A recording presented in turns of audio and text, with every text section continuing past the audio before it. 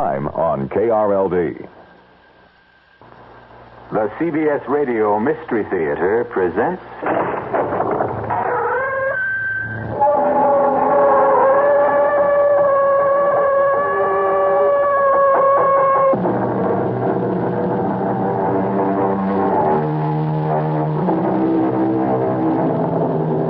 Come in. Welcome. I'm E.G. Marshall. Welcome to the sounds of suspense. To the fear you can hear. Welcome to the world of nightmarish probability, where the icy fear of the unknown can lead one down strange and terrifying paths. In our story, Alex Harper confronts the impossible, and the encounter produces a devastating effect. It's Ace, our dog. He's dead. I see him, Alex. There isn't a mark on him. Nothing. Look at his face. Oh, it's horrible. If I didn't know better, I'd say that something scared that pup to death.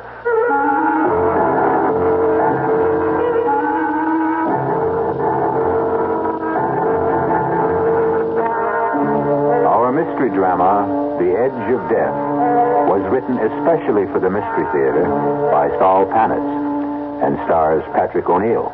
Back shortly with Act One.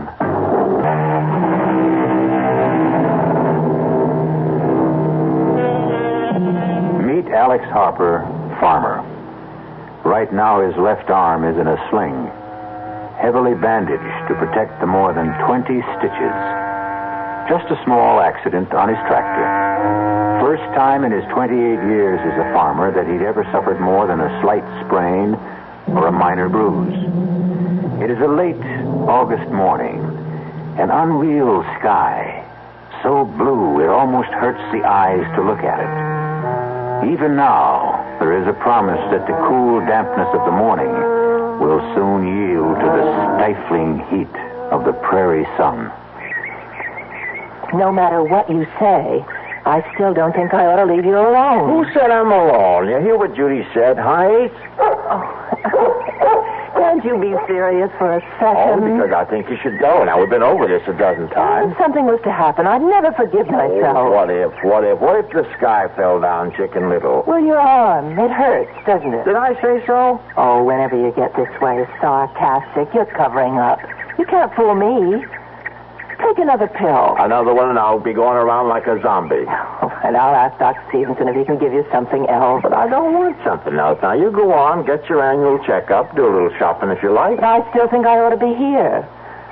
After last night. Oh, boy, last night again. I am not a hysterical woman. I didn't say you were. Well, you thought so. Well, you get me up out of a sound sleep and insist that there are lights and noises. No, I heard something last night. It wasn't a rabbit or a deer. There was a flashing light. I'm not an idiot, and I haven't got that good imagination to make it all up. And now I'll go.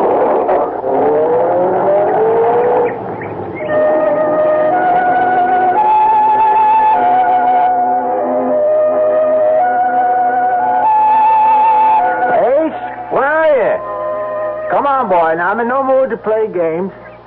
All right, I'm going back to the house. Oh, behind the barn, eh? What you got cornered, a 10-foot rabbit? Oh, there you are now. Hey, you did find something. I'm coming, Ace. All right, now bring it to me. Come on, boy, give it here. Give it here, that's it. Good dog. Hey, let's see what you discovered. A bag. Looks just like Doc Stevenson's bag, only. That couldn't be his. This one's shiny new.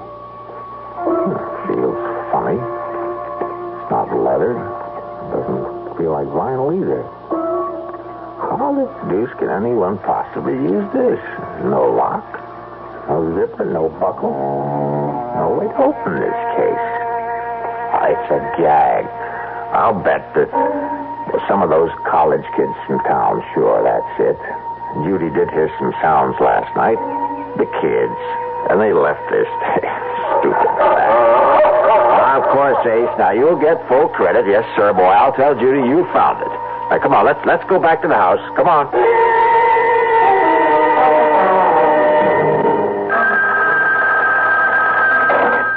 That's you, Alex? Doc, hello. How's the arm? Not bad. Now, when are you going to take the stitches out? One of these days. Now, don't rush it. That's a mighty bad tear. Will you level with me? Shoot. Will the arm be as good as new? Not really. Some of the muscles were torn. Oh, you'll have movement, but there will be limitations. You were lucky that it's the left and not the right. Yeah, lucky. And you'll end up with a beautiful scar. Say, Doc, is Judy still there? She left about 30 minutes ago. She check out okay? Well, there are some tests that will take a few days. But from what you could see? Well, that's the real reason I called, Alex. There is something? There is. Well, not serious. Yes and no. Oh, what the devil does that mean? Well, it's your heart. And before you jump to conclusions, listen. If she watches herself, obeys a special diet, there's no reason why she shouldn't live a normal span of life. Did you tell her? Oh, only that it's a rather common condition that can be controlled. She's not alarmed, and she needn't be. Now, I mean this, Alex. I've seen patients like her do almost everything they used to do and go on and on. Almost. Oh, Doc, last time you dropped by, let's see, that must have been at least a week ago. No more like 10 days. By any chance, did you leave something out here? Huh? You aren't missing one of your black bags. Huh. I only got one bag. What are you talking about? Nothing. Doc, I think I hear Judy. Yeah, it is. Hey, she's driving kind of funny. I better hang up, Doc.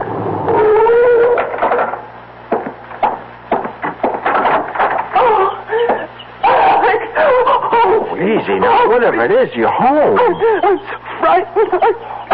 Oh, sure. A few miles past the Clearwood Sanitarium. You know the big curve through the woods? Yeah. I slowed down.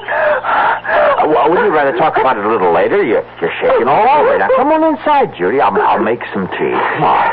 Yes, like that. Inside. With the walls around me. Oh, Alex. Yes? We're in danger out. Oh, now, Judy. I saw him. I tell you, I saw him. Who? Death. I saw death.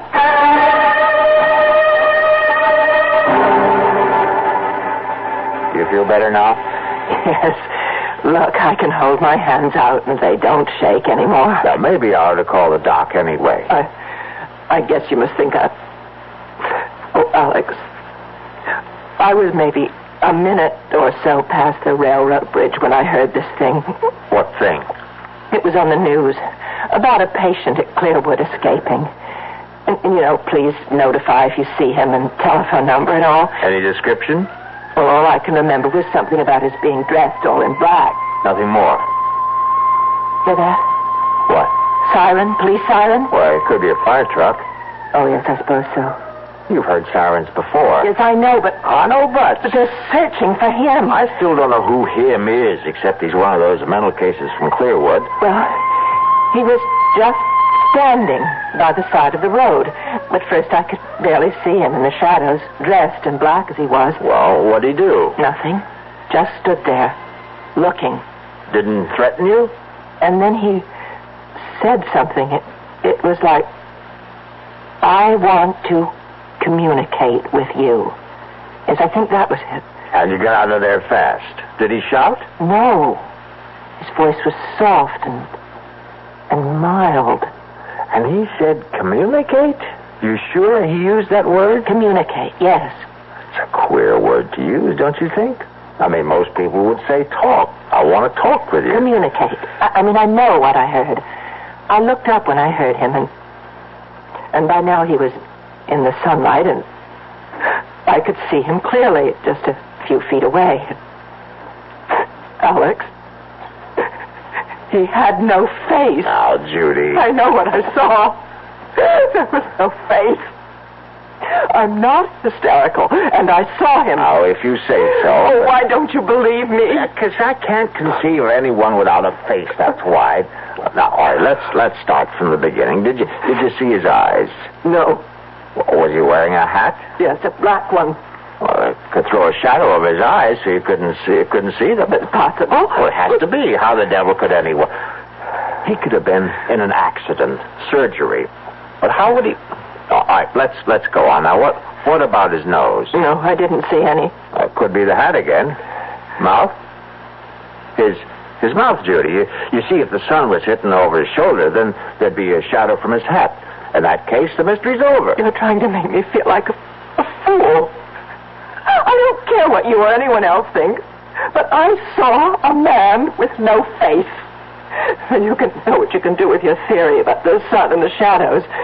I don't know about flying saucers, and I don't take pills, and I don't smoke pot, or whatever they call it. And I'm not crazy in imagining things. For your information, Alex, my eyes are still 20/20, and they saw, oh, God help me, a man without a face.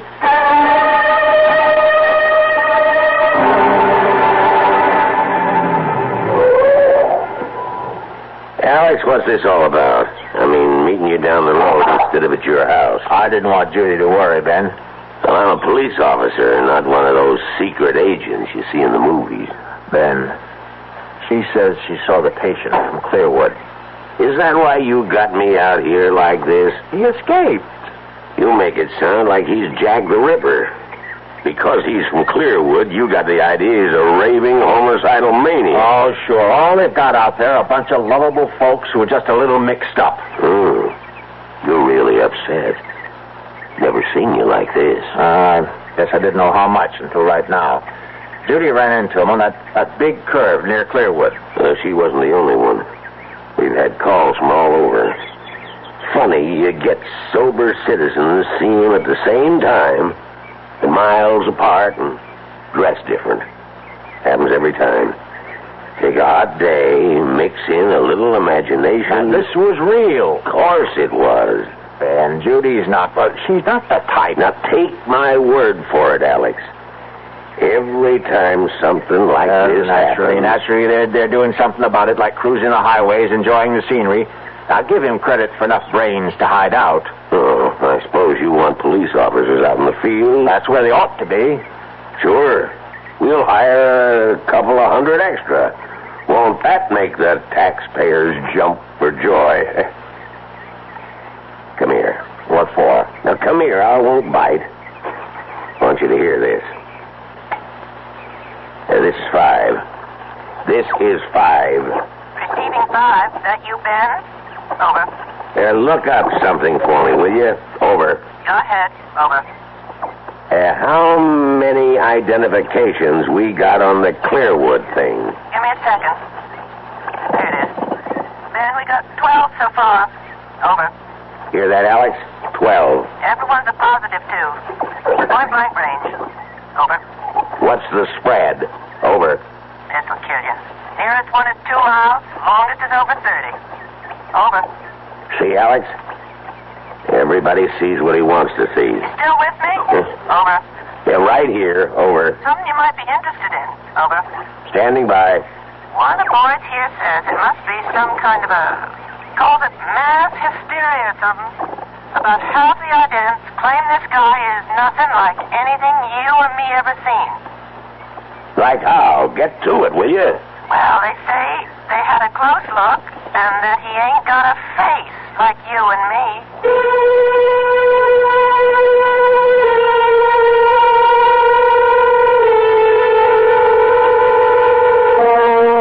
A man without a face.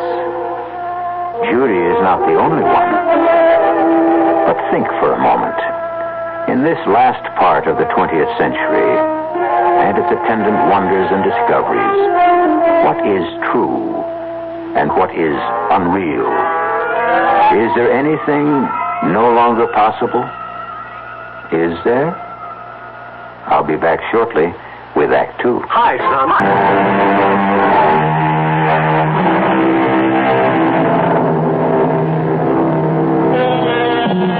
Well, Doubting Alex knows that there's nothing wrong with his wife's power of observation. She did see a man, and though he does have a face, there is something missing. A mouth. Result of an accident? Or is he a mutation? A gruesome congenital result? Or perhaps from out of this world? Let's join Alex and see if we can find out. This is Alex Harper calling. Could you connect me with the director of the sanitarium, please? Regis here. I'm sorry to bother you, Doctor. I'm Alex Harper. I have a place on Route 36, about 8 miles from you. Where's the course? I pass by there quite often. What can I do for you, Mr. Harper? Doctor, I hope you won't laugh or anything, but I have a couple of questions about this fellow who broke out of your place. Michael. That's his name? Michael? Michael what? Well, now, we have no full identification. He gave us only his first name. But he was a patient at Clearwood, wasn't he? In a sense. Was he or wasn't he? Well, only for one day. You see, Michael is a rather unique case. Most unique. In all my years, I've never seen anything like him. Look, I have to speak low because I don't want my wife to hear. She's in the kitchen and she's plenty upset already about your Michael. But she's seen him? Where? Have you notified the police? Well, I thought I'd speak to you first. She saw him, and from what she says, she's either crazy or hysterical. And I can tell you, she's not either one of them. Oh, Michael is, well, he's different. Different? That what you call a guy without a face? Without a... Oh, no. He has features. The eyes, nose, and the rest of it? Well, of course. Well, then my wife, she didn't see what she says she said? No, I haven't said anything like that, Mr. Harper. What I was referring to was his appearance, not his powers of reasoning or social behavior, because, quite frankly, he didn't talk to us. Outside of his name, we couldn't establish contact with him at all. Well, what about his, as you call it, appearance? Michael has no mouth. From what we can tell, he was born without a mouth. We don't know how he communicates, or if he does at all, or how he manages to ingest food. Truth is, he wrote his name on a scrap of paper. You see, Michael may be something quite new to our world, Mr. Harper. Perhaps one of a kind. Maybe he's, what's the word I'm hunting for? Mutation? Yeah, that's it. I hope to God that he is what he appears to be. A freak. A one-time thing. But suppose he's only the first, the beginning of perhaps a new kind of man.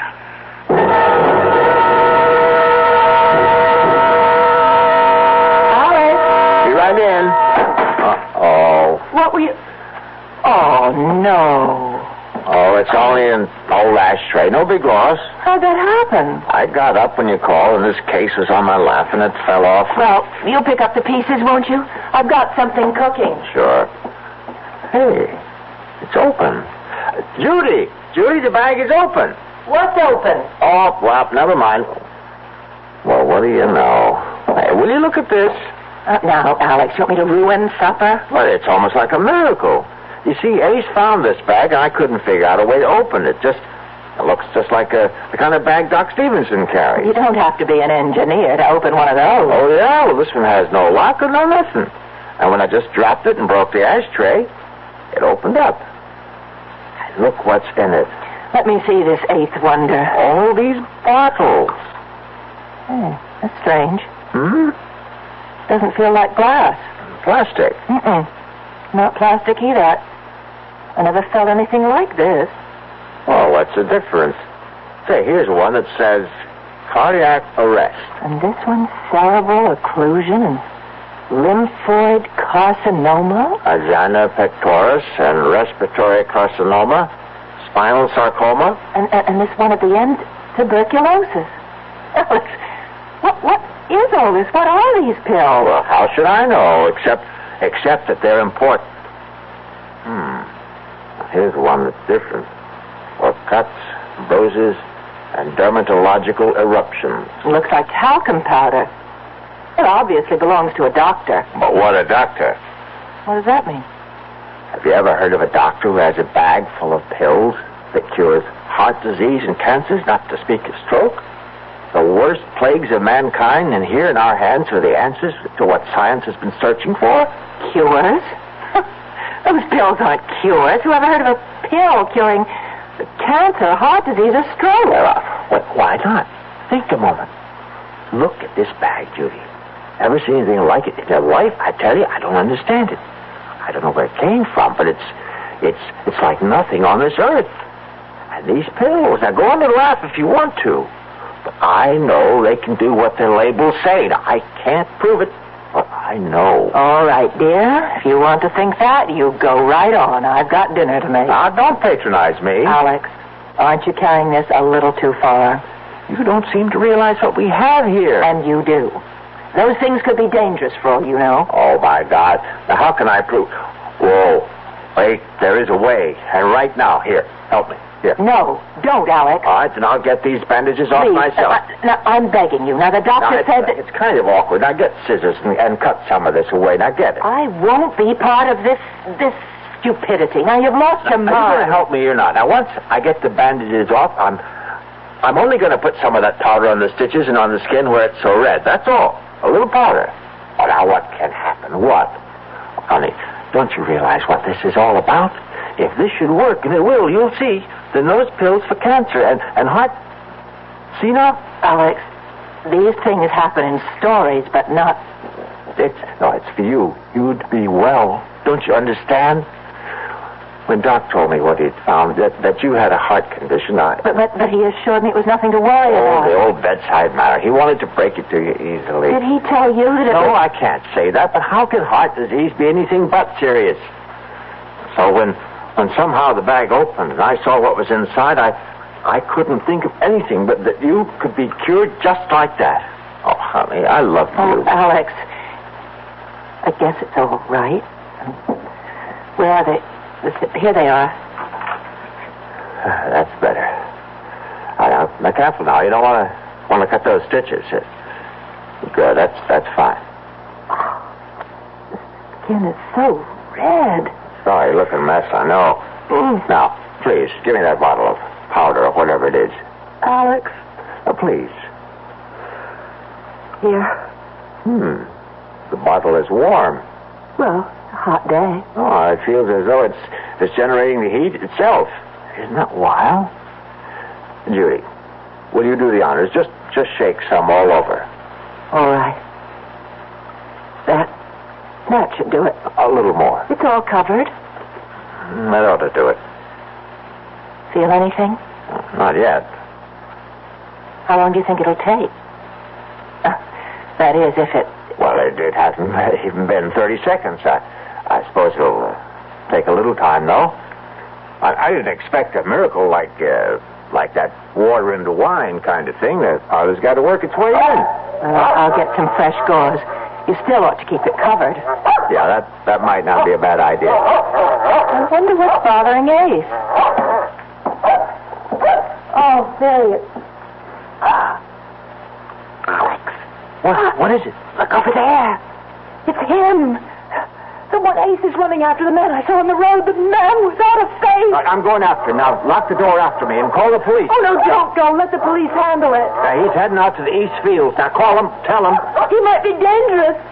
No, I won't get too close. Just enough to keep track of him until the police get here. Oh, just thinking of him. I'm so frightened. Oh, now, there's no need to be. I didn't want to tell you before, but I talked to the head of Clearwood, and this guy, this Michael is his name. He's a little queer, but he's not dangerous. Anyway, there's nothing to worry about as long as you stay inside. Twice in one day. Why here? He's not after you. What reason would he have? I suppose not, but somehow... Alex! That's what he wants, the bag! The medicines! It must be his bag. He's come for it. Him? A doctor? It has to be. That's the only explanation. Oh, I'll give you another. He's escaped and wants to stay off the main roads. After all, you spotted him, did you? He just wants to get as far from Clearwood as he can. By chance, he was cutting across our place when he ran into Ace. Now, look. Now, I'm going to go after him before he gets too far. Remember, the police and the door.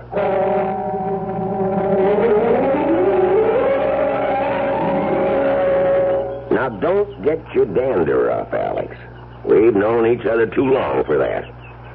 You just show me again where you saw this fella last. Then I know that a good cop ought to be skeptical, but by God, I saw him run under that tree, then up and over that fence. Now, why would I lie? I don't mean to make out that you did any such thing. It's just so darn queer. Huh? Look for yourself. Look at what? That's it. Nothing to see. Oh, come on now. Let's stop this rustic routine. No footprints. Prints? Feel the ground. Soft, isn't it? So it's soft. And where are the prints? You say he was running? Yeah, with Ace right behind him. A man running puts down a mighty heavy print. Heavier than if he was walking. He could have gone across these rocks? Yeah, could have. But nobody could jump from rock to rock. That must be 20 feet between them. Yeah. Unless he can fly. Must be clear out of the county by now. Now, how do you come to that conclusion? Ace. That's why. We were anywhere near that there Michael, we'd be hearing Ace. You know he's always been a noisy dog. Well, he could have lost interest and run off after a rabbit or a woodchuck. Yeah, maybe. Something right over there, Alex. To your right. Grass is too tall. I can't see a thing. Something black. This side of that thorn bush. I see it. He's wearing black. Everything black. Yeah. Come on now. Stand up. Now, I'm telling you for the last time. Put up your hands and come out. Now, I'm going to fire a shot in the air, and if that doesn't fetch you, I'll put the next one into you. Ben, I don't think he's coming out. You won't shoot, will you? Just you watch. But he isn't armed. How do you know that? Well, if he was, he could have cut you down. Standing up, you make a beautiful target. You got something there. I'm going in. I got an idea. He's so scared he can't move. Now, don't be stupid. Come back. Oh, my God. Of all the stupid things... Oh, it's Ace. Our dog. He's dead. Yeah. Gee, I'm sorry. Oh, there isn't a mark on him. Look at his face. Oh, it's horrible. If I didn't know better, I'd say that something scared that dog to death.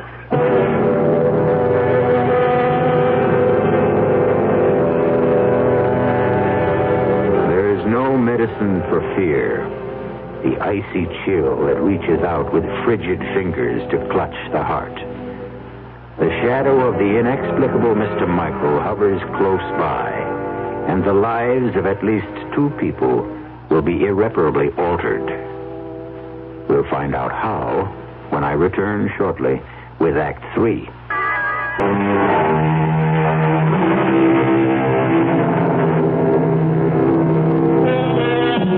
The family dog has died mysteriously, and the presence of Mr. Michael is as real as if he had knocked at the front door.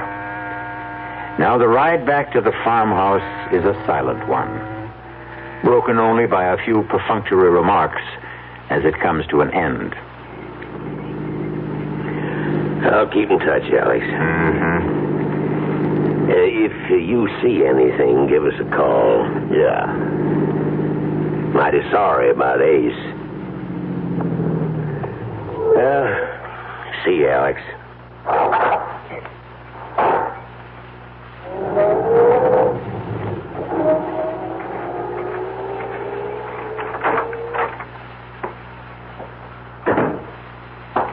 You okay?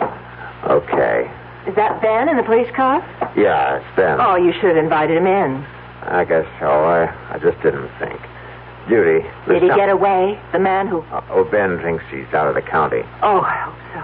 Judy, we were following Ace. Alex, and look at it. It's a miracle you were talking about. On that bed, and we were over in the Call the North doctor. Field. He'll drop everything and come out when you tell him. And I was the one who didn't believe. I don't understand you. I thought you'd be jumping up and down because what you said would happen did. I'm so happy for you. Huh? Don't you hear me? Alex, look at your arm, your left arm. My God in heaven. I didn't believe it. Oh, what an idiot I was. Talcum powder. You want to know the truth? I thought you slept. Absolutely over the deep end. Telling me to shake powder on it. I'm moving it. You see, like it was before the accident. Oh. Like a young arm. It's brand new. Yahoo! No more pain. No more stitches. No more pain. He wouldn't believe it. He won't believe it. Oh, Doc Stevenson, boo. Boo on all doctors. Hey, what do they know anyway? You'll never have full use of that arm. However, if you followed my advice, you'll think I borrowed another arm. Look, not a single scar. It looks like the skin was never even scratched. Oh, it's so wonderful. Oh, and I love you. You won't be angry with me. Oh, how could I be? And why should I be? The doctor's bag, the one Ace found? Yeah, the bag. Where is it? I have it. Well, get it. Now that we have proof. Judy, you're going to be as good as new. The proper pill and no more heart condition. Hear that, world? Listen, oh, gracious universe. Well, it's on the desk. Well, what are we waiting for? Alex. Look, if it works like the powder, we'll stand them all on their collective ears. Judy, the bag is locked again. I was so full of doubt. When you left, I looked at the bag and... Oh, Alex, to me it was the embodiment of everything evil. And I wanted to destroy it, so I picked it up and somehow I pushed the flap down. Well, now, I can't tell where one part fits into another. See, I can't find a seam anywhere. I think it was just about here. Try there. No, that's no use. I'll drop it on the floor, maybe like last time. Still in one piece. I'll try again. No use. Oh, forgive me. Right now, we got to figure out a way to get the bag open so we can get you a heart pill.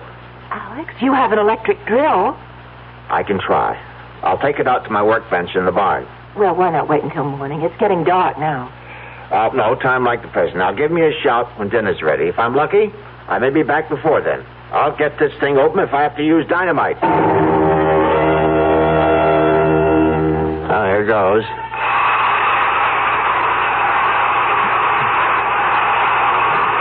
Nuts. The instrument will not achieve penetration. Who? Do not be alarmed. I mean you no harm. You know who I am? Michael? I am he. Don't come any closer. There is nothing to fear. There is no belligerency in me. I have a gun. This rifle is loaded.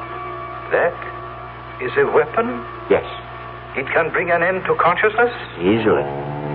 It is not my intention to cause any fear. But you have. You killed my dog today. The creature threatened me, and I did not intend to. I did not realize how weak it was. A simple mental probe, and I regret the occurrence. Haven't you ever seen a dog before? They are images in books and pictures. There are no dogs or animals where you come from? There is barely enough room for the higher forms of life. We have never learned to curb our reproductive powers, it seems. Well, where is this place you come from? This is Earth, the third planet from the sun, I think. I know. It is my home, too. Oh, that can't be. I exist, but not of your time.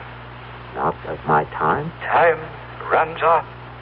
There is a past, a present, and a future. The threads are simultaneous.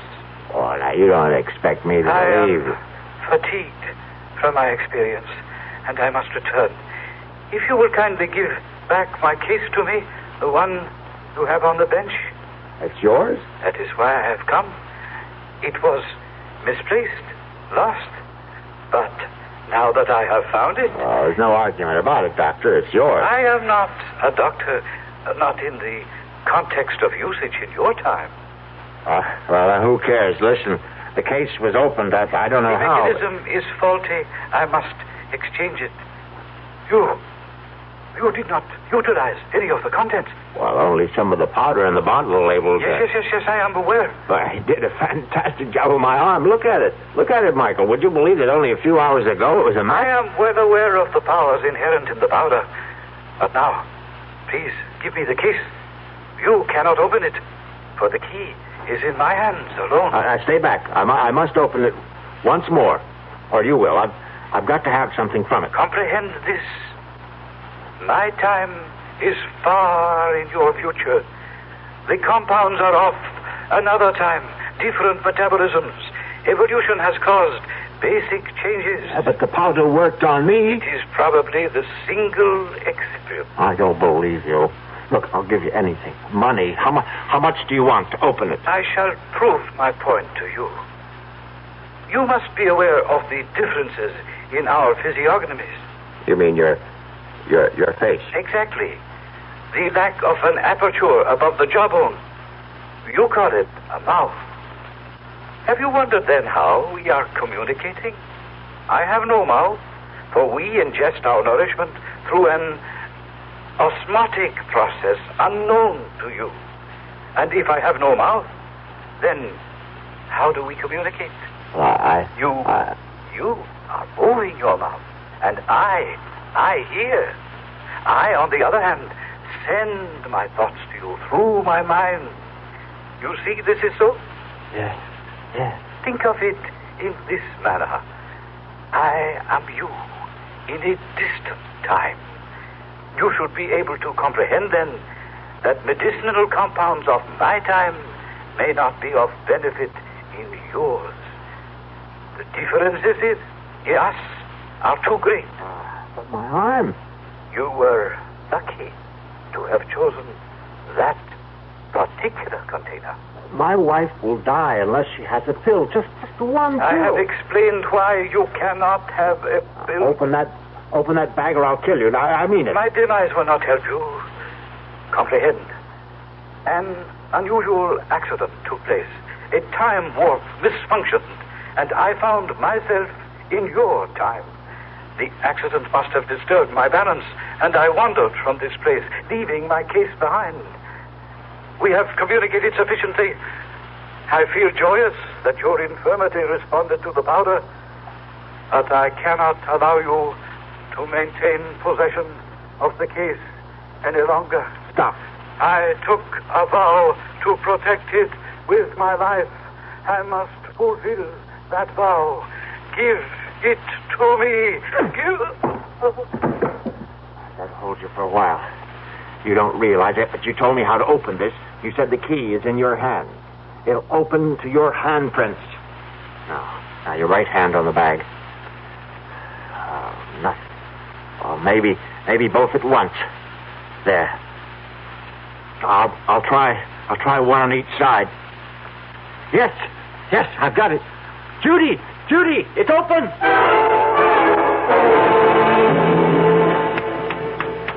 Come on, Michael, wake up. Come on, you're okay. Piece of ice on your cheek should help. That's it. Easy now. Fine. How do you feel? I thought your aim was to extinguish me. No. I only wanted one of those heart attack pills. You see, my wife, Judy, has a heart condition. Well, she had a heart condition. Thanks to you, we don't have to worry about that anymore. This other person, your wife, she ingested the dosage? Just like a flash. After she saw what happened to my arm, she had no hesitation. If I could only have just one of each of those different pills, I wouldn't have... I have communicated to you that I am not a physician, yet you have refused to accept the truth. You insist I am practiced in medicine because I possess a case apparently similar to physicians of this time era. Well, you can't blame me for thinking that. You will not communicate. You will listen.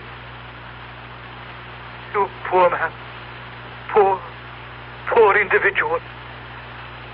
Let me inform you of my profession. I am proudly the highest ranking exterminator. Exterminator? Precisely. I communicated earlier that in my era there is barely enough room for all who inhabit the planet. Therefore, exterminators trained to eliminate painlessly and quickly. Oh, no. The pills, as you refer to the compounds, are each a dose of death. The case is full of death. The tools of my trade. Oh, no. All except the container of first aid powder which I keep for my personal needs. Fortunately for you are now thoroughly healed arm. But the rest... Oh, but the label, the tuberculosis, the heart attack, cancer... The compounds act within a matter of minutes. Bringing death, of course. Instead of resorting to the crude murders of earlier, more primitive eras, it is more comforting for the family to report that one of its members has died of cancer, heart disease, or any one of a dozen other diseases. Murder. Elimination. Murder. My case, please. You must have an antidote. If you make a mistake, there must be some way you... are not committed. I am sorry for your bereavement. Oh, no. I shall depart. Be assured, there was no pain. Oh, no.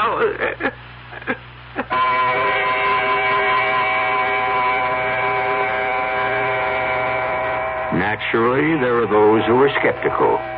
A man from another time who conversed through telepathic means? Much too fantastic. Alex Harper would look with infinitely sad eyes and agree that it was too much to expect anyone to believe his story. Except for one thing. And he would bare his left arm. Explain this, he would say. And if you can, I will agree that I dreamed the entire nightmare. I'll be back shortly.